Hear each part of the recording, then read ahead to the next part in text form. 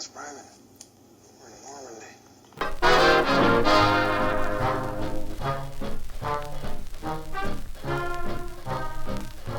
Welcome, everybody, to episode 31 of the We're Not Lost Private podcast. I'm your host, Joe Muccia, and I've been looking forward to doing this episode. This is going to be like a follow-on to my earlier pods that we did on like America's first combat actions or combat or America's first actions in World War II in Western Europe. In this case, we're going to be actually looking at a North Africa operation, Operation Villain, with the 509th Parachute Infantry Regiment, specifically their 2nd Battalion. But I'm gonna bring up a PowerPoint slide deck, but I'm going to be try and be as descriptive as possible if you're catching this in pod format and don't get the visuals. Before we get started, just a couple of admin notes. I want to express my profound sadness at the loss of Ed Cottrell, World War II P-47 pilot, just a dynamite human being and a great ambassador of our World War II veterans. Ed passed away last night at the age of 102. It's just tough to describe the loss of somebody of his character and caliber, but I just wanted to call that out. Also, from the S1, I want to thank Matthew, Steve, Chris, John, and Robin, our newest members on Patreon. Thank you so much for your support, guys. I really am glad to have you guys here. And we've got lots of stuff in store for you, not the least which is this next pod. Again, I've been looking forward to doing.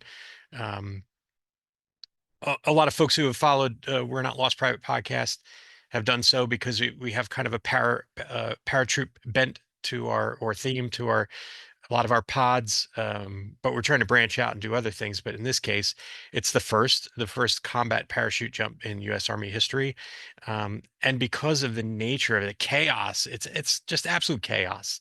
This thing from start to finish, it's when we look back at this operation and we look at the results of it, it's no wonder that the Army just didn't disband the paratroops right afterwards. It's really interesting, and we're going to go through a lot of it, and a lot of it will be thematically familiar to those of you who have a good knowledge base of paratroop operations, because you're going to understand that chaos is something that's inherently baked into their operations. But in this case, there's so many different layers of it and so much craziness that went on in Operation Villain just to take eventually just take one airfield. But we're going to get into that. Before we do so, just a quick reminder that we are on Patreon. $3 a month gets you all kinds of extras and behind the scenes stuff, plus our newsletter, papers, photographs, and the like. I hope you'll consider becoming a Patreon supporter. You can find us on YouTube and as well as Amazon Music and Apple Podcasts, Spotify, Buzzsprout, and a whole different pile of podcatchers out there. So feel free to catch us on any one of those. And again, I hope you'll consider becoming a supporter. Coming up in the future, I'm lining up a show with Stephen McLeod, who wrote Black Dragon, which is the story of Fox Company of the 23rd Marines, including their participation in the landings at Iwo Jima.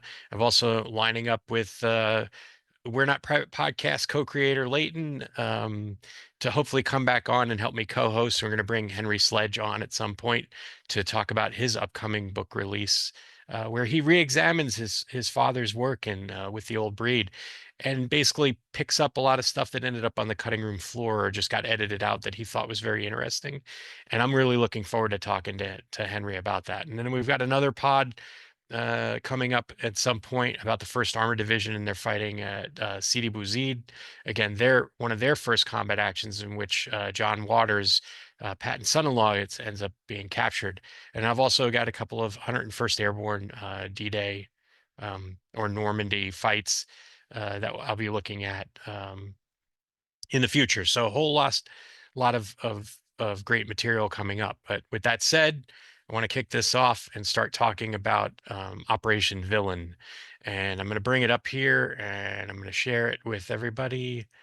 So bear with me as I share the file, and then we'll kick this off. So everyone can see Operation Villain again. With the assault into North Africa, it was felt that a complementary parachute assault operation would be a good fit for this, considering there were several airfields in Algeria that were near to where the main landings were going to happen. And Allied command ended up wanting these airfields seized in order to prevent French fighter aircraft interference with the landings. A quick look at the agenda here. We're going to look at the origins and key dates of the 2nd Battalion of the 509th PIR. So if there's any gingerbread men out there that are following along in this podcast, I hope you'll enjoy it. We're going to look at some of the key individuals, the stateside training in England, and then the operation itself. Whoop, there's a little typo there. And that's not by design, but my initial research in Operation Villain noted that it was actually misspelled in a couple of the source documents. So that's probably why I did that. But anyway, we're going to look at the plan. We're going to look at command and control, especially at the Eisenhower level. And we're going to look at actions on the objective part 1, which is the infill. And then when the plan goes awry, and then how do the commanders of the 2nd of the 509th basically take those lemons and turn it into lemonade. And then we're going to talk about the aftermath. Well, like not only what happens to the battalion itself, but also the broader implications for parachute operations in the future. So it's going to be, I think it's going to be very interesting. I hope everybody's going to enjoy this. But let's look at some of the key dates and the origins of the battalion itself, right? It's actually while the operation itself goes in November of 1942, the battalion actually forms on the 14th of March 1941, and they're originally the 504th. And now, obviously, the 504th ends up becoming an organic battalion of the 82nd Airborne.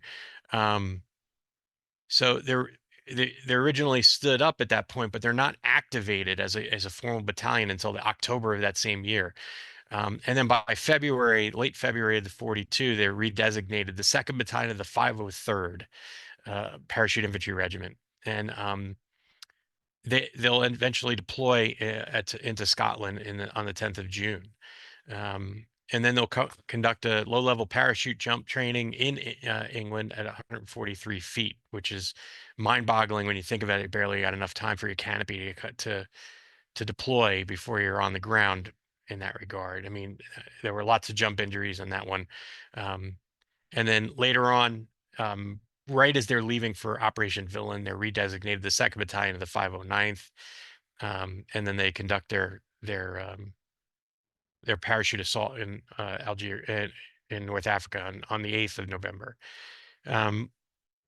Looking at a couple of the key individuals, we're going to start at the top with Mark Clark, who was at the time Eisenhower's deputy. And he was the one who came up with the idea that maybe there should be a parachute assault against the airfields. And we're going to see this again. The concept is it'll better support the amphibious operations that are happening. You feel if they put pressure in the rear areas of the defenders, it'll make it easier on the landings themselves. Plus, it will help interdict any reinforcement of the defenders from the interior of wherever the assault is going on. Conceptually, this is something we'll see migrate to Overlord and other parachute operations like Varsity. On Clark's staff is William Yarborough. He's essentially the airborne advisor. He had been at the airborne school for quite some time. He's really, I would call him a maverick, but he wasn't really a maverick. He was more of a trendsetter. He was the guy who helped design the jumpsuit and the jump boots and the parachute wings, all the accoutrement of the parachute troops. And he was definitely an innovator. And you could see there that picture of him wearing the 509th Gingerbread Man patch on his jacket. He is handed this this planning mission to develop 2 viable parachute operations, and he's given 24 hours to come up with the basic concept of the operation and deliver it back to Clark. And he basically devises two types of plans. One of them is a plan that they'll take the airfields under fire, and the other is they'll take them as essentially a friendly landing if the French decide not to contest the landing. So he comes up with the two plans and delivers them back to Clark, and Clark essentially gives him the thumbs up and says basically continue planning. The third person we're going to look at is Lieutenant Colonel Edson Raff. Raff becomes the commander of the 2nd of the 509th, actually the 503rd on the 5th of March of 1942. Um, he is a diminutive man who is nicknamed Little Caesar by his troops because he's a hard-driving son of a bitch, as they say. Um, and what's interesting later on, as we'll get to in their time in England, where the diminutive stature will become a bit of an inside joke amongst the battalion, but we'll get to that. But again, he's a hard driver. He's a very well thought of commander, despite the fact he is a hard driving SOB. And his men definitely appreciate him, and they appreciate him much later after their first combat operation. So what happens when they're activated, right? There's in October of 41, they're activated as an independent battalion, and they're not attached to another regiment. They're not attached to a division, but they are attached to the Provisional Parachute Group at Fort Benning. They're given an overall command above them to basically, so they're not misfit children, and they have access to supply, they have access to training. Training places that it would be difficult for an independent battalion to arrange. Now they're given this overhead cover essentially that'll help do all those things for them. And by mid-November of 41, they're assigned to the parachute school to begin their jump training. They're not even parachute qualified at the point where the battalion is formed. I mean, those of you who have followed along, and we've done Easy Company, the 506 related shows, you'll remember when we talked about the length of training back in the United States for Easy Company and the rest of the 506 before they deploy forward. Well, the 504th at the time goes through much of the same thing. They are formed as a complete battalion before even going to parachute school. But unlike the Easy Company and the 506, they don't come in right off the street and begin their training. These troops have all been through the rudimentary basic training before they volunteer for the parachute troops. But once they're assigned there, they'll go through parachute training as a complete unit. And they complete that training in January of 42. At that point in February, late February, they're redesignated the 2nd of the 503rd and then reassigned out from underneath the Provisional Parachute Group and the parachute school to the Airborne Command. Again, they're still an independent battalion. They're not attached to a regiment or a division at this time. And then they head to Fort Bragg. And again, this will parallel much of what we saw when we talked about the 506. They go down to Fort Bragg, and this is where they take on they take their, we'll call it their graduate school infantry training, right? They've had the rudimentary stuff in basic, and then they've gone through jump school, but they really haven't been through advanced infantry training of any kind. So here's where they begin that in March of 42 and late March of 42. And they'll undertake other specialized training as well, such as demolitions and communication, medical training. All of that takes place before they are tagged for movement over to England. And they're going to be the first U.S. parachute element that does deploy to England. They land in Glasgow, Scotland, on the 10th of June in 1942. But literally 24 hours later, they're moved to Chilton Foliat, which again will be familiar to a lot of folks who have followed along with the parachute, um, especially the 101st Airborne during World War II. Right after landing, they get acquainted with where they're stationed. They get their billeting squared away, and they essentially are welcomed to England less than a month later with a 23-mile forced march, which really begins to set the pace for the training. It's going to be very aggressive. It's going to be very hard and difficult, and it's meant to be because RAF wants his battalion trained to a fine point, and so he begins that right away. They build a mock fuselage, which you can see if you're looking at this on YouTube. The mock fuselage set up so they can conduct their pre-jump training, or as it's called today, sustained airborne training. in late July they conduct another 45-mile forced march. You'll notice now it's almost doubled the amount that they had originally done when they first started in July, early July. So by late July they've doubled the distance on the forced march. And then on the 17th of August they conduct their first training jump. In September, on the 16th of September, the entire battalion conducts a successful daylight jump, another jump in a 5-day field problem. But this is going to become the standard to which they perform while training in England. They'll always have a jump and then a field problem attached to it. And then and that was in September. So by October, the First Lady comes over and conducts an inspection.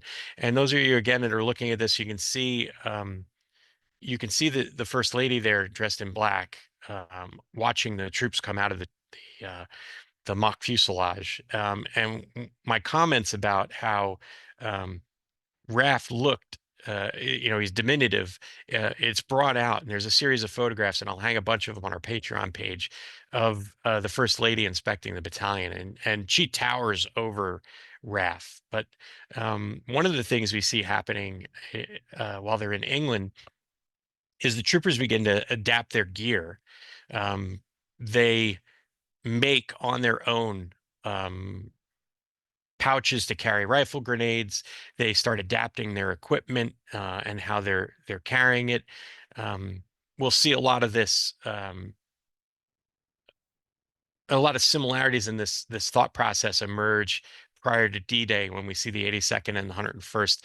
Many troopers just kind of adapting their gear to make it more functional and to basically provide things that they don't have. Like there was never a good system for carrying rifle grenades. So a 5-cell pouch is developed where the grenade itself and the propellant, the arm of the rifle grenade, can be kept in these pouches and basically pulled right out. Pull the arming pin out of the grenade, attach to your grenade launcher, and fire it, instead of just having them all willy-nilly stuck in a general purpose ammunition bag.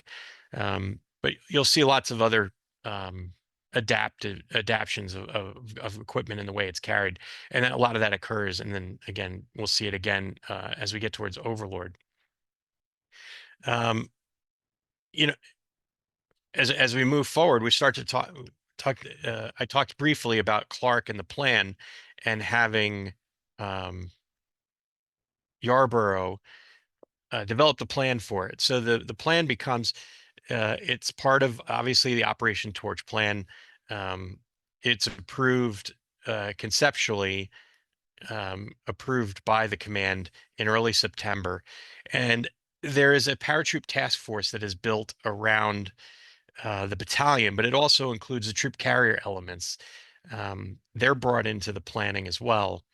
And this is where we go from the concept plan to we're going to take the battalion. We're going to conduct assaults on two airfields, Lasenia and Tafaraoui airfields. And now we're going to begin the real fine tuning of the operation and tactical level planning. And that happens in the middle of September and continues all the way up right before deployment. One of the big questions going forward is, are the French going to oppose the landings? And this is not just for the parachute operations, this is Operation Torch in general. So they devise a plan A and a plan B. And one plan would be obviously referred to as the war plan, and the other one is the peace plan. And they would support, this jump would support the Central Task Force going in. And again, they'd be tasked with seizing Tafaraoui and Lasenia airfields. If you're looking at this on YouTube, you can see the little red circles with the numbers in them. The number 1 is the Tafaraoui, and number 2 is Lasenia. And you can see that the Lasenia is 8 kilometers from the landing areas, and Tafaraoui is 24 kilometers from the landing areas. And you can see by the big blue arrow coming in, the proposed flight path into Tafaraoui. So the plan is that we'll jump into Tafaraoui, seize it, and then basically force march to Lasenia and seize that. If primary DZ is fouled or it is contested, there's an alternate DZ at Ogaz, which is about 15 to 20 kilometers east of Tafaraoui airfield. This is where it gets very complicated. They don't have any forward staging areas in which to launch. They don't want to launch out of Gibraltar because they're worried about the Spanish informing the Germans and the French that they're coming. So the decision is made to fly from southern England, and they would fly basically 1,600 miles um, into the area and then conduct a combat parachute assault. Once captured, they're going to use the airfields to support Allied fighter and bomber operations in the regions. So you can see why it's considered key terrain by the Allied planners for Operation Torch. The battalion will be flown by 39 C-47s of the 60th Troop Carrier Group. And rumors start right away as they're basically put in isolation. They're not told what the target is, although they are shown terrain models and maps and of the area, which have different names on what they actually are. And there's all kinds of rumors floating around, and the troopers are getting pissed off, and they're like, why don't they just cut to the chase and tell us what's going on? I mean, one rumor that was going around is they were going to jump into Berlin to kill Hitler, and this is before they see the rain models and the maps. But as they close in early November and they're sealed into the airfield areas in southern England, RAF recounted as they're starting to begin their load up procedures. And I want to read this direct quote from him. An hour before dark, we changed to jumpsuits. Then everyone checked ammunition, loaded clips and carbines, Tommy guns or Garand rifles, safely taped grenades before putting them in the lower jacket pockets, settled 2 days of K rations in the pouches of our trousers, and arranged parachutes in the planes to form a pillow to lean against. We hoped blankets already spread on the floor of the C-47s would encourage men to sleep on the journey. I want to point out that by his own admission, they didn't suit up wearing they didn't put their parachutes on prior to the jump, which makes sense when you consider the amount of time they would be in the air and the amount of ground that they would have to cover, or the amount of distance they would have to cover. And this would also cause problems as they got close to the to uh, North Africa, and we'll talk about this as we get close. We get to that part, but I always thought it was interesting. Yeah, it makes sense. You know, you don't want to be in a constricting, restricted parachute harness for that amount of time, which I believe was 8 or 9 hours, if memory serves. Yeah, I think it's 8 hours. I mean, in 8 hours to be strapped into a parachute harness. I remember talking to Wild Bill about the jump into Normandy, and he basically said because he had the leg bag strapped to his leg for so long, his leg went to sleep, and he was worried he wouldn't be able to get up and launch himself out the door on D-Day. And you know, that just struck home when I started thinking about, man, it'd be so difficult for them to wear a tighten a parachute harness for that amount of time. So I understand why they didn't. But again, when we get to that part where we talk about the jump, you're going to find out there's consequences to that. Now, what's interesting is as they begin flying in, there's a loss of communication with regard to the task force flying in. First of all, they're flying on a communication blackout, and they have several things set up to assist them with their navigation, the parachute task force. Several of the aircraft are equipped with Rebecca Eureka systems. And not only that, there is a British ship that is the HMS Allenbank, which is running part of the picket of the amphibious task force en route to the drop zones. And that ship is supposed to broadcast any changes in plans to the task force so that they can know if they're shifting from one plan to the other, they'll be forewarned. But what happens is there's no communications heading up above RAF and the task force to Allied Command. So what I did was I added this slide in here, and I thought it was really interesting. These quotes come from Harry Butcher, who was a naval officer who was Ike's aide de camp, and all of these are notes either from Ike or from Butcher into his diary, which he eventually publishes as a book. But I went through his diary entries and pulled these specific ones out where he, 3 of the 39 paratroop planes are down, 2 force landed, presumably in Spain, and a third thought to be at the Gib airdrome. And he was actually right. 2 of them do land in Spain, and they're actually placed in custody for the duration, which I thought was interesting. Later on, he writes in his diary, still waiting to hear from Patton and the paratroops. The Oran airport reportedly on fire. What becomes of the 36 paratroop planes? I mean, he doesn't even have the right amount of planes at that point. It was less than that. Fate of the paratroops still in doubt. Colonel Vandenberg of the 12th Air Force Chief of Staff, who I just met in the hall, says reports are contradictory and they don't know heads from tails at the moment. One is that the Maison Rouge and Blida fields were mined and couldn't be used. And we don't know the whereabouts of the conditions of the airborne force. This is all the way through the operation until basically the last minute. But as the aircrafts are flying in, they take off from 2 separate airfields. And again, there's 39 officers and 492 enlisted men in the battalion that take part in the operation. They leave at 1700 hours Greenwich Mean Time, and it's an 8-hour flight.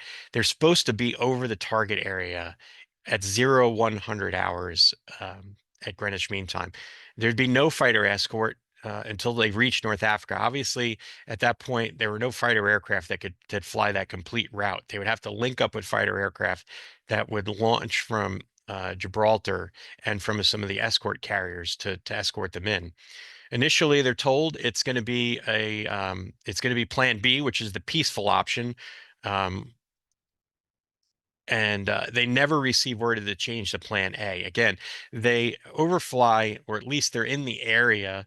So Plan B is nicknamed Plan Advance Alexis, and the Plan A, the war plan, is Advance Napoleon, is the code word for it. They never received word. Apparently, the Allen Brook had been broadcasting the change in plans, but had the incorrect frequency for the airborne task force, the paratroop task force. So they never received word in the planes that there's a change in plan. So they continue flying on as if it's going to be a friendly operation where they'll land, shake hands with the French, and control the airfield for follow-on operations. This also doesn't account for navigation errors. There's clouds in several along the flight path that make it very difficult to do celestial navigation for them. They're not picking up any of the radio frequencies or for the Eureka Rebecca system. And they begin to separate. And only 32 of the 39 actually reach the area. There's strong winds, poor navigation, and issues with the communications and guidance systems that really kind of throw the formation flying out the window, and it scatters the force. They come over neutral Spain, and the French are eventually alerted to the Allied operations as they spot the troop ships off the coast. And as many of you know who follow along or know quite a bit about Operation Torch, all the French troops in North Africa are placed on alert, and this does not obviously bode well for the parachute task force. And as you can see on the map, and for those of you who are just following along on the pod, there's actually 2 separate tracks where they come in. There's a flight that contains most of the battalion staff, including RAF, and there's another flight that has a Yarborough and several aircraft with him. Yarborough wasn't actually a part of the battalion. He's brought on as part of the Airborne Task Force command control element, and he kind of, even though they have a very capable executive officer um, uh, in Major Yardley, um, Yarborough kind of takes over as kind of a de facto deputy, and I think it's a function of the separation of the force and the breakup of the battalion in landing. And Yarborough is one of the first senior officers that he runs in that RAF meets up with. So as you can see, they come in on almost parallel tracks with Yarborough more to the east, RAF's flight more to the west. They come in near Lormel and begin taking fire. And the decision is made for the 10 ship flight of RAF's element to jump over near Lormel, which is about 35 miles west of Tafaraoui. And in between the two locations is a long salt flat called the Sebka Duran. And this separates by direct march the airfield from where they actually come down. Now, Yarborough's flight actually continues on its track. It doesn't jump and it flies towards Lasenia. And they initially take, it's defended by French forces, and they initially take fire. So they wheel back around and head west and end up overflying RAF's force after it jumps near Lormel, and they'll land near that area. But um, RAF makes the command decision to jump the battalion into the hills north of northwest of the Sebka Duran.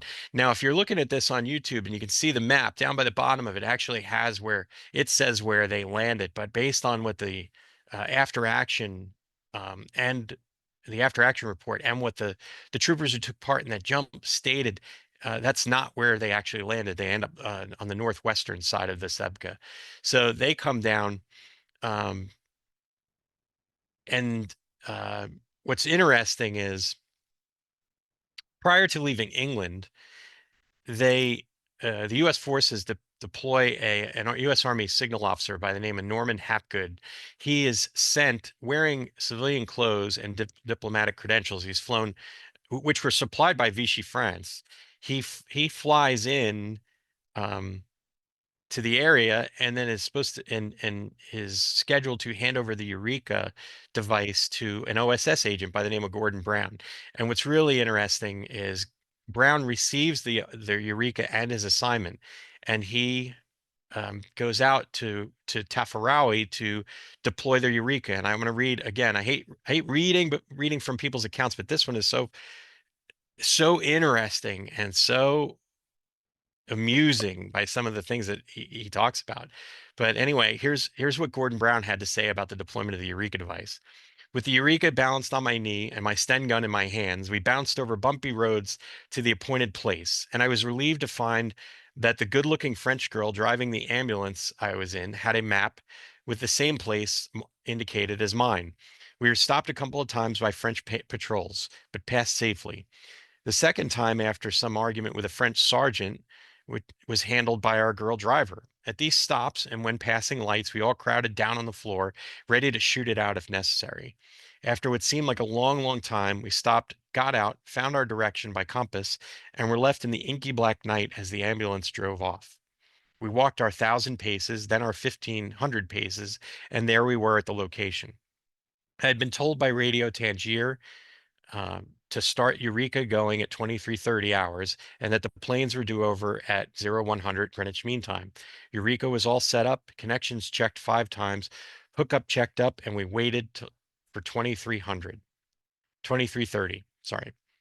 Now, what's interesting is he actually stays there. He deploys the Eureka and he keeps it going, and he keeps it going for an hour after the appointed time. And by that point, he decides that he's been here long enough, and he is really chancing it. So he decides, he makes his own decision to take the Eureka back out.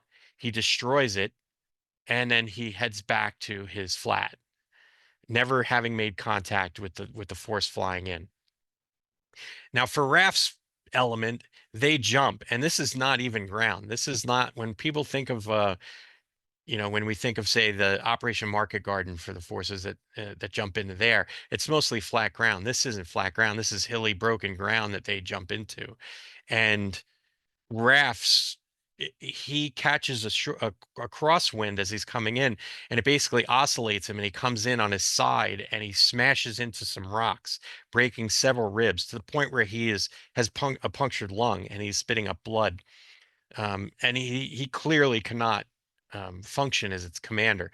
But they also noticed that there are vehicles advancing down um, from one of the landing areas west of them, um, and his lead scouts call out there that there are tanks involved, and they have no idea if these are U.S. or French tanks that are coming to attack them. And to compound this, they're also taking sniper fire. So they form up. They assemble about 250 men. Now, when Raf was coming down, he remembered seeing one of the red uh, canopies from one of the drop containers next to him, and then seeing some of his troopers on the opposite side. So he's aware that there's munitions coming down nearby him. Now, what's interesting is when I went through some of the after actions reports, it talked about a lot of the men securing their musette bags in the drop containers. This is markedly different from what we see in future operations, where the men actually jump with their packs on them, their musette bags on them, containing all of their supplies. So in this case, while they still have their weapons, any of their sustainment supplies like food, extra ammunition, um, as we call nowadays, snivel gear like fresh socks or underwear or whatever, t-shirts, any of that stuff that they might need that for follow-on operations is in those musette bags. And if they don't recover these drop containers, they won't have that. So they're really limited in supplies. And we see how that influences future airborne operations. But in this case, the men start breaking out all the extra equipment, including the crew serve weapons like mortars, because a lot of the men that land near RAF are from his D company and some from E company, and then the battalion headquarters. Again, he assembles about 250 men. So they have some of the battalion level weapons like their 81 millimeter mortars.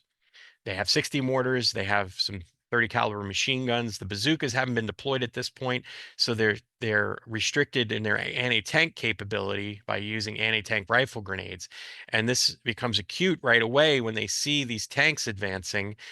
Basically, deploy a screen of rifle grenadiers with anti-tank grenades attached to their grenade launchers, ready to repel these tanks. Um, the Yarborough force gets jumped by 6 French aircraft, um, but they are able to land nearby as the lead scouts from the RAF force notice the big white stars and yellow stars on the tanks and trucks that are advancing, and they realize that these is elements of Combat Command B, which is led by Lieutenant Colonel John Waters, again, Patton's son-in-law. So the force kind of coalesces at Lormel, right? They have a bunch of aircraft that have landed on the Sabca. They sink into the hubs, but several of them manage to stay above it. And the decision is made that RAF can't continue to lead the battalion at this point. And the decision is made that Yarborough will reboard 5 planes with an assault force, and they will take off. They basically cannibalize the aircraft that are there. Um, of the 10 from the RAF flight, 9 had landed. 1 carrying the aircraft task force commander continues on to Tafaraoui. They're shot off the area, and then they come back and link up. And plus, you have 3 aircraft from the Yarborough flight. So basically, there's 10 aircraft, but there's really only 5 serviceable ones on the salt bed. So Yarborough gathers up about 5 aircrafts worth of men. I want to say it was close to about 20 or 21 troopers he's able to get on each aircraft. They siphon the gas from some of the aircraft so they can fill up the serviceable aircraft, and they take off. And so he's got about a task force of about got a little turned around there. Yarborough decides that he takes the bulk of the battalion and force marches across the Sebga, Duran.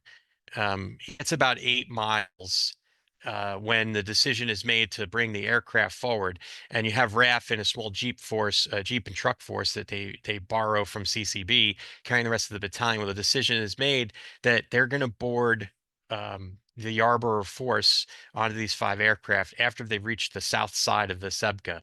They get into the refueled C-47s, and about, I don't know, 5 or 6 miles into the flight, they basically get up into the air and they make about 5 or 6 miles, and they're jumped by French aircraft again. They take evasive maneuvers in one aircraft. One of the platoon leaders from E Company, David Kunkel, and you can see his picture on the upper right there if you're looking at this on YouTube. He attempts to man a 30 caliber in the doorway of his aircraft, and he's shot in the stomach, and he eventually dies manning that 30 caliber. But the force is the airborne force is forced to land where that little explosion icon is. So they're well short of Tafaraoui again. They load up another 3 planes are land and are loaded up with another group of paratroopers from back near Lomel, and they fly over the Yarborough forces. They're trying to recover from this air attack, and they come in under at Tafaraoui under sporadic fire from the defenders, as they some of the defenders have left Tafaraoui airfield, but those aircraft are able to land there, and the paratroopers on board conduct an assault. Now, knowing that they were wounded in the Yarborough force, the battalion surgeon, Doc Alden, gathers up a group of 4 trucks, and they take off to basically secure the dead and wounded from the Yarborough force, and then bring them back to the main body of the battalion. And as they're doing that, they're strafed as well by this time by a friendly Spitfire that has shown up on scene with another couple of Spitfires, and they start chasing the French fighters and get into several dogfights with him. One of the most seriously wounded in Doc Alden's force, because he has a number of paratroopers who come with him as kind of a security force, is a private by the name of John Tommy McCall, and that name will be familiar to folks who have a good feel for paratroopers and further knowledge of the Fort Bragg environs. He eventually Camp McCall is named after John McCall, but that would be in the future. But in this case, McCall is seriously wounded, and he later dies of his wounds of friendly fire. The battalion coalesces in that the remainder of RAF's force and the elements of CCB that he's attached to come up. They meet up with Doc Alden's force, and then the rest of them fall in on Tafaraoui. Um, um, and there's not enough troop carrying ability, wheeled vehicles. So almost at gunpoint, the several civilian vehicles are basically seized under gunpoint, and are forced into this column to help shuttle the battalion to Tafaraoui. What's interesting is before they get there, the Yarborough force had stepped off once Doc Alden's little group got there to secure the dead and wounded. As they advanced up to Tafaraoui, they had no idea what was going on with the 3-ship flight that had landed there. So he's out of the 100 paratroopers that originally took off in the Yarborough task force, he's got about 60 left, and most of these are from John Berry's Company E, and they kind of force marched their way in. And as they get close to the roadway that leads into the airfield, there's a little ditch on that opposite side of it, and they kind of leap into the ditch. Well, his lead scouts, he deploys about 6 or 7 Tommy, what he calls Tommy gunners, to the front of the column, and they hold up short of the airfield. Yarborough advances up and he gets up to his lead scout and he's like, "Sergeant, what's going on?" He goes, "It looks like we got a series of fighting positions up here, sir." So Yarborough, believing that the force from the 3 aircraft that had landed there had basically taken the airfield, takes it on faith, and he basically stands up and starts calling out the challenge and the challenge. So and he's met finally with the password, and as the remainder of the battalion marches in, they see the basically the 50 paratroopers who were left in the aircraft that weren't the 3 aircraft that weren't wounded or killed, guarding. I mean, this is where I think the stats might be a little bit different from reality. He said they are guarding about 1,200, mostly Navy airmen, which I think that's a little far-fetched in terms of the amount of defenders that were at the airfield at the time. But they finally fall in on the airfield and they finally seize it. Um, and they never get to La Senia. They really, but the infantry forces that are coming ashore end up taking it. But it's interesting is as they have seized the airfield, um, 4 French fighters again attack the force. At this time, the Spitfires, the friendly British Spitfires, are in the area, and they end up shooting down all 4 of the French fighters in the area. And then, so knowing that there's a possibility of a counterattack, RAF and Yarborough deploy the battalion in sort of a screening uh, to the south and east of the airfield. And they begin to hear rumors that the what's left of the French Foreign Legion in the area is going to conduct an attack. And Yarborough knows about the quality of the French Foreign Legionnaires, so he's a little bit concerned over it. They ended up getting reinforced by elements of CCB to include several tanks, and then also they have combat air patrols above them from RAF Spitfires. So the force is well supported. And it's a small local counterattack by the French Foreign Legion that's knocked off pretty quickly. Um, and that really concludes the operations at Tafaraoui. Now, really, what's interesting about it, I think, is kind of the aftermath, because again, this is going to influence how airborne operations are conducted in the future.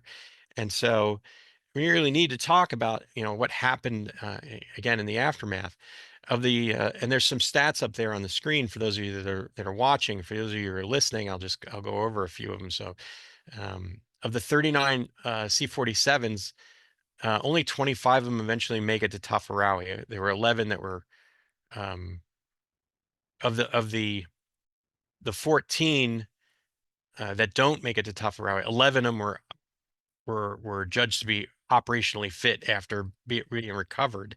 So the rest of them, I believe, were interred uh, where they landed after being flown off course and not participating in the operation. Of the 531 paratroopers that left England on the mission, only 150 are judged fit for duty 3 days after the operation concludes. I mean, that's crazy amount of casualties, and frankly, they really weren't under fire very long, and um, for them to essentially renders the battalion combat ineffective. Now, luckily, when they were in England, they'd received about 150 replacements prior to deployment, and those replacements are left back in England um, because RAF knows that they're going to incur casualties on this operation, and he feels like the 150 will go to reinforcing the battalion, and that's essentially exactly what happens. They make improvements in the Eureka Rebecca system. They figure out that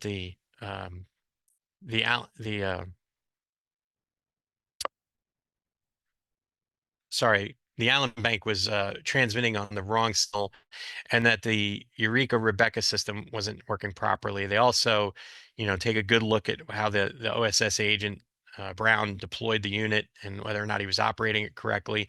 All these considerations will be taken.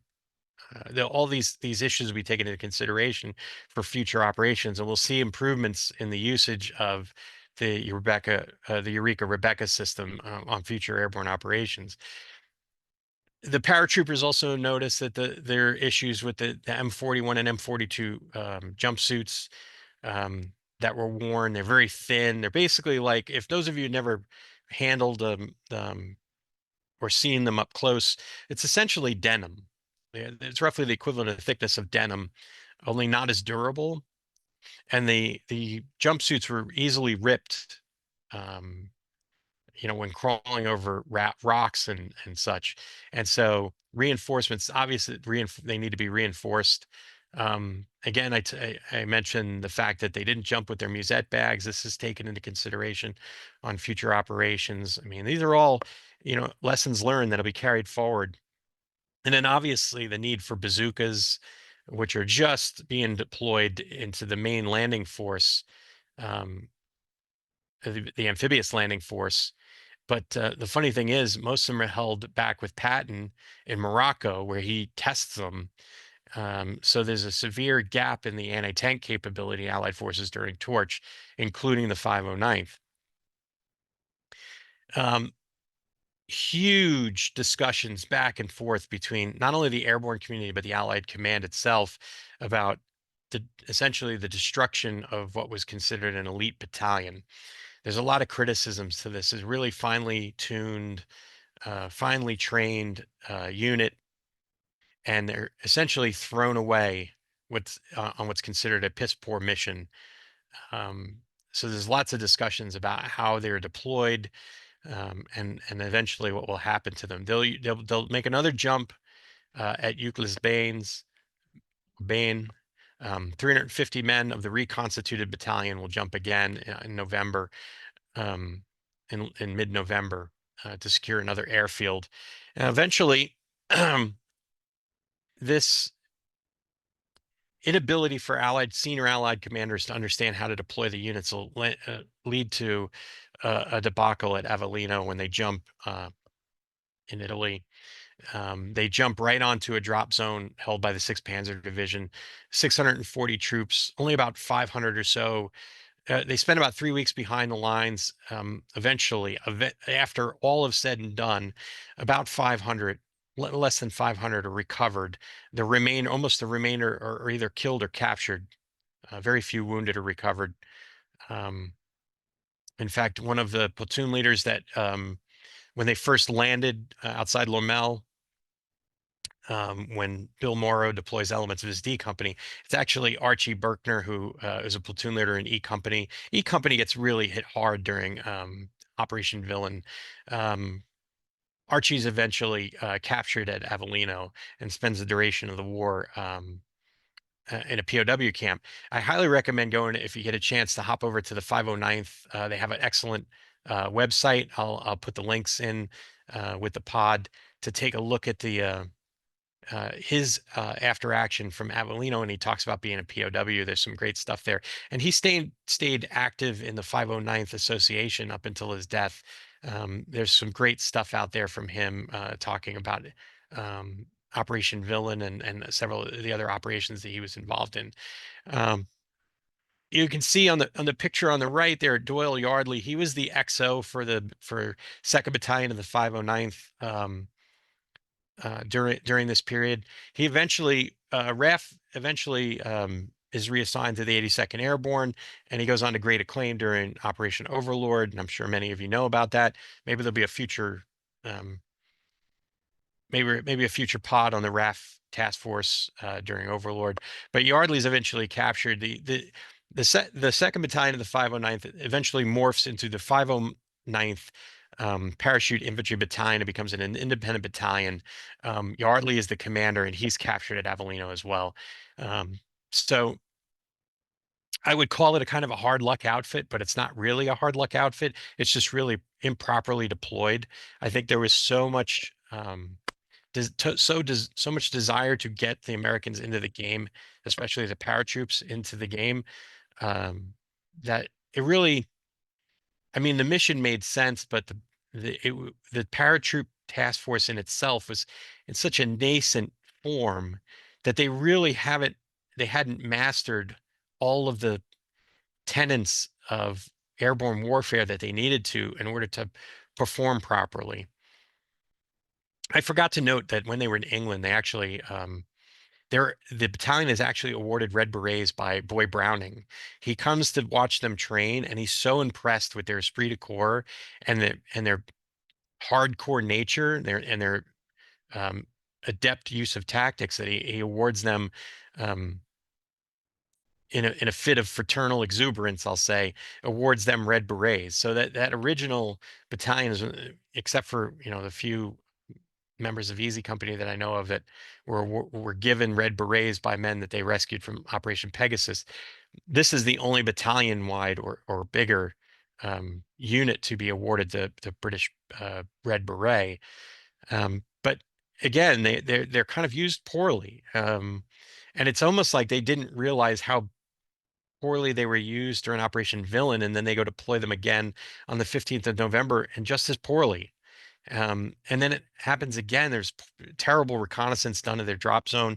They don't realize the 6th Panzer Division is there, and they land on them in force, and it's a debacle, as I wrote there at the bottom of the slide.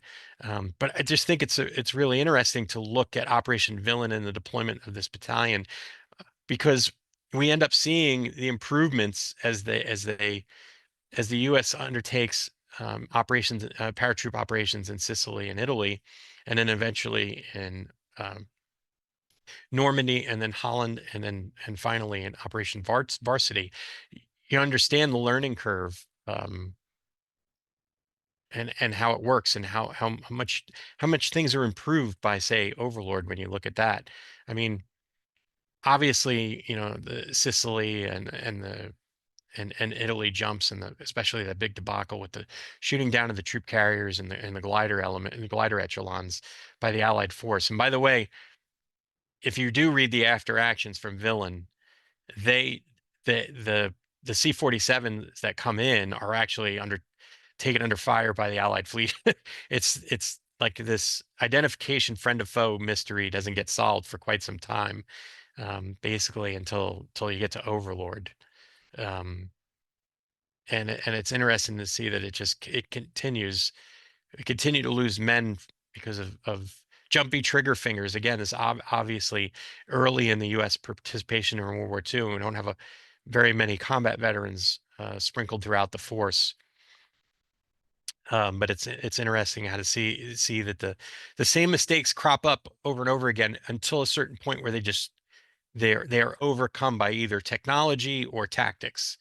But it was just an interesting operation to look at for all of the things that I spoke about, especially, like I tried to address the chaos early on, and then describing the chaos as they come in over the drop zones, and then how they land on the salt flats, and then they force march for a bit, and then they reboard aircraft, and then those aircraft are hit and forced down, and then 3 more aircraft are reboarded, and then they fly over and they actually air land at the airfield, and then the battalion finally coalesces on the airfield. It's just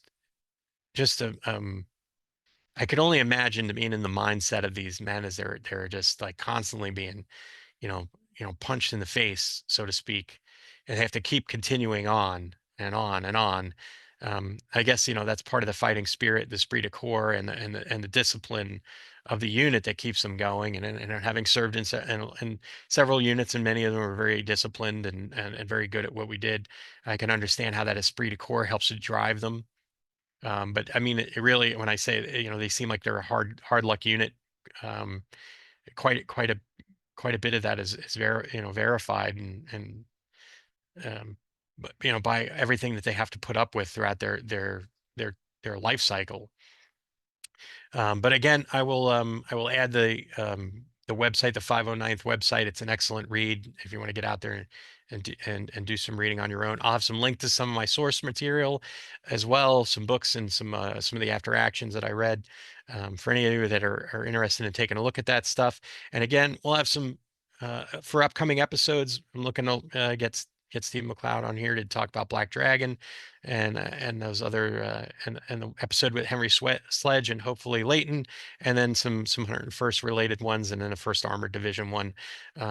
We're looking to keep it going. I'll probably end up doing, maybe as we get closer to D-Day, um, do some the D-Day 101st Airborne episodes, and then I'm gonna be stalking around looking for guest historians to come on and maybe talk about books they've written, or just like we did with Dev Ramsamy coming on and talking about the Navy combat demolition units and the Gap assault teams. And if you haven't checked out that episode 30, man, it is good. It is so good. And episode 29 as well. You can do them back to back, where I talk with Chuck Herrick about uh, Robert Capa on D-Day, and it's a beautiful segue into Dev's talk about, because we talk literally about the same stretch of beach for quite some time on Omaha. I highly recommend going on it. And again, if you're interested in supporting the pod and becoming a member of our support crew, our support platoon, it's $3 a month. It helps out quite a bit. I will be the first to tell you. And I always say it help keep the the lights on, and the pod flowing. So with that, I'm gonna pack it in. Thanks everybody for tuning in. I hope you enjoyed Operation Villain, and look forward to linking up with you again on our next pods. Thanks.